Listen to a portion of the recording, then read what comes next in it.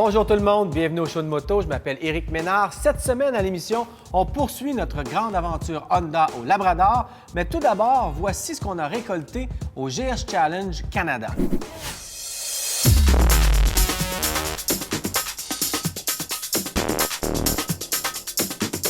Moto International aime bien lancer des défis aux motocyclistes. Après les événements GS Challenge, on a revampé le concept et on l'a appelé le Rallye GS Challenge Canada. C'est un rallye motocycliste qui propose des épreuves, mais cette fois-ci, pas seulement des épreuves en moto, mais aussi des épreuves à pied et des épreuves mentales. Ouh, gros défi.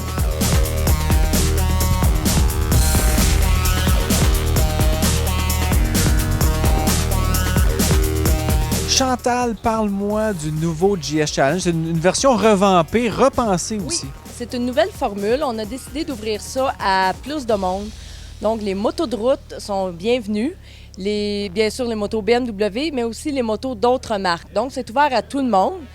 Il y a un trajet hors route qui se fait et un trajet sur route. Donc, tout le monde est bienvenu. OK. Donc, c'est vraiment pour ouvrir ça à tout le monde et aussi pour déterminer un gagnant pour le fameux GS Trophy, qui est une compétition internationale organisée par BMW. Oui.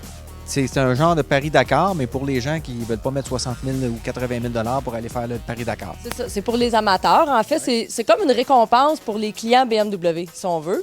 Et puis, parmi notre événement, il y a bien sûr une qualification. Il y a une place de disponible qui reste pour faire partie d'Équipe Canada.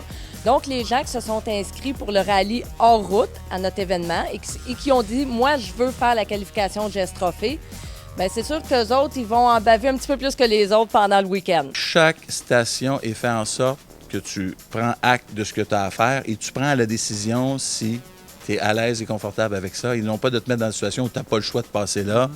Puis là, tu n'es peut-être pas content parce que tu as travaillé fort ou tu as fait peut-être à la limite même un dommage sur la moto parce que tu étais dans une section qui était bon. Alors, les gens ont le choix de retourner, de dire non, moi je fais pas ça, je me sens pas à l'aise, moi ça me tente de l'essayer. Et les gens, ça apporte aussi de développer du jugement et de connaître aussi leurs capacités. C'est l'esprit camaraderie, de développer des nouveaux amis, de connaître ses limites, de repousser ses limites, de juger de ses limites. De se faire conseiller un peu parce qu'il y a des pros qui sont là. Ben oui, on a Tom Wolfe et Simon PV, comme tu sais, tu connais leur Des bons petits riders. Oui, j'ai roulé depuis 2 jours avec eux. Je dois te dire que j'ai mal un peu aux cuisses. Et sincèrement, on est vraiment des enfants. On retrouve Tom Wolfe qu'on a rencontré il y a peut-être 3-4 ans au show de moto. Il était descendu d'Allemagne pour organiser le GS Challenge et il est de retour. Tom, you're back! I'm back again. Yeah, long time no here, but yeah, I'm really happy to be back again in Canada for this event. And It's getting huge, that GS Trophy stuff. it's getting huge, yeah. We had now the third event, 2008, 10 and 12. Now it's number 3. And it grows up extremely. All the countries all around the world like to take part, and yeah, it's pretty good. Doing the GS Challenge with a GS, it allows the owners to see how much more they can do with that bike. Yeah, right. Mostly for the first heat, the participant coming to us, taking part without experience, riding sometimes with on-road tires. And for the next event, everybody is prepared, everybody is stronger and fight harder. And it is very nice to see how strong it grow up and great. Qu'est-ce que ces gens-là qui viennent de l'étranger vous apportent? De l'expertise. On regarde un gars comme Simon PV. C'est un gars qui a terminé en moto 6 fois le Paris-Dakar.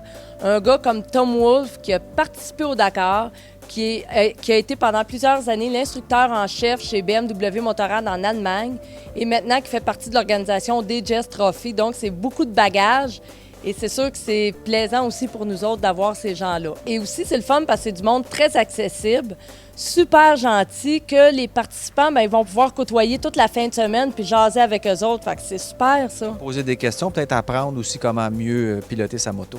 Oui, c'est certain. Eux autres sont là. S'il y a quelqu'un qui a besoin d'un truc ou quoi que ce soit, ils sont là pour aider, pour donner un coup de main. Mais c'est un peu aussi d'amener les gens qui commencent à faire de la moto de double usage, à apprivoiser leur moto, peu importe la marque, mais d'amener de plus en plus de gens à essayer ce type de sport motorisé-là. Oui.